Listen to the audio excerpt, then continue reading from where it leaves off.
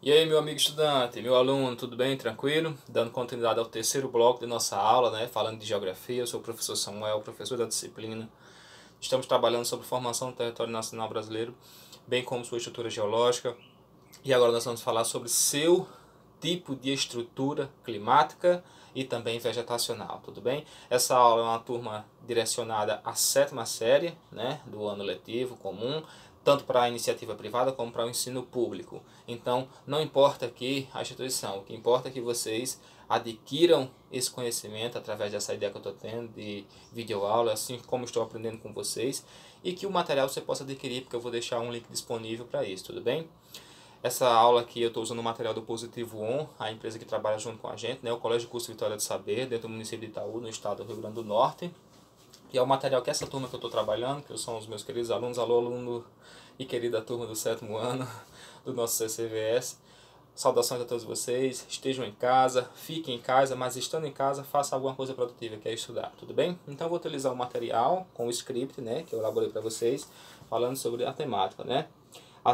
Aspectos climáticos e vegetacionais do país, do nosso querido país, o Brasil, né? É preciso que tenhamos algum conhecimento básico, que é entender que as dimensões do Brasil são tão grandes, como a gente viu na nossa primeira aula, e sua estrutura geológica é tão diversa, que fornece algumas elementares climáticas e existência de vegetação que não é tão comum em outros países. Nosso país é um país tropical, né? Está dentro dos trópicos ali, uma região intertropical, que abrange boa parte da insolação do Sol, bem como também boa energia proveniente dos raios solares, assim como o seu solo, ele está em dimensões latitudinais bem diversificadas, né, bem, digamos assim, extensas, então vai abranger estruturas geológicas diferentes, bem como climas também diferentes. Então tenha isso como base desse conhecimento, tudo bem?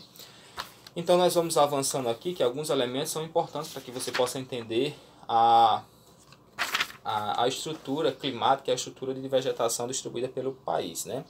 Sabemos que a altitude é um grande fator, né? Tem regiões mais altas e mais baixas que fazem com que você tenha maior ou menor pressão. Quanto mais alta, menor pressão, quanto mais baixo, maior pressão. Que a pressão é o peso que o ar exerce sobre uma superfície e você estando nessa superfície, ou um rio ou uma vegetação, então isso vai influenciar diretamente no clima, né? A maritimidade, a continentalidade, a proximidade ou distanciamento com o mar também vai influenciar nas correntes de vento, né? E também a exposição que as terras emersas vão ter, como a própria apostila nos fala isso, né? A exposição cada vez mais que o relevo brasileiro e os tipos de solo vão ter, bem como também a sua estrutura geomorfológica, também vão influenciar diretamente no clima, tudo bem? E a própria latitude, né? Como eu falei para vocês que o Brasil é muito distante entre uma parte e outra do norte e do sul, né?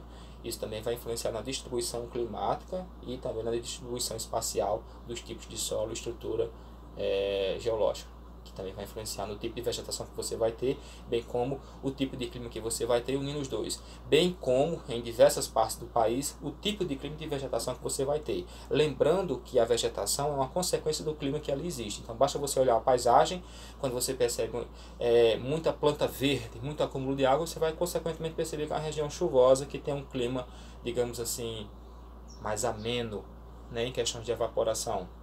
Se você observar uma região que não tem nenhum acúmulo d'água, não tem uma clorofila forte, uma fotossíntese forte pela a cor florística verde das plantas, né?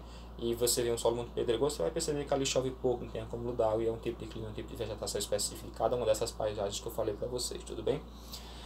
Então a apostila vai classificar o clima brasileiro, né, em diversos tipos de classificações, no caso aqui o equatorial, o úmido, né? Como a apostila vai elencando cada um desses tipos de clima para vocês, tudo bem? E cada um com suas características, o tropical de altitude, o clima tropical, o clima semiárido, né? O clima subtropical e também formas de entender o clima que são os climogramas, que são gráficos em verticais junto com uma linha de temperatura que fazem com que você perceba a distribuição dos meses chuvosos, bem como as nuances das curvas da linha, para que você perceba qual é o período mais quente, qual é o período mais chuvoso, qual é o período mais frio, qual é o período mais úmido e assim sucessivamente, tudo bem? Eu gostaria de trazer uma ênfase especial a essas diversas classificações climáticas que nós temos no Brasil sobre o clima semiárido, que é o nosso, do Nordeste, né? É um clima pouco chuvoso, com grande capacidade de evapotranspiração, evaporação das águas nas terras emersas, bem como a evaporação dos seres vivos, como seres humanos, como as plantas e os próprios animais.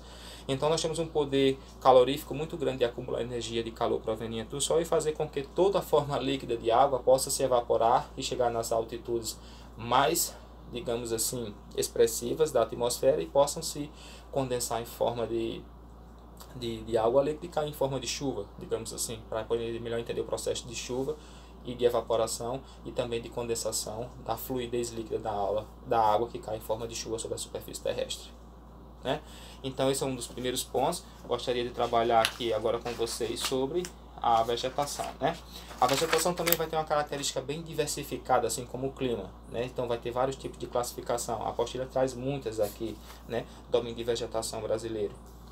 Assim como aquela do domínio das bacias hidrográficas, o Brasil também traz domínios de vegetação, assim como traz também classificação pelo clima, né? Como vocês podem perceber aqui, ó, os tipos de clima do Brasil, né?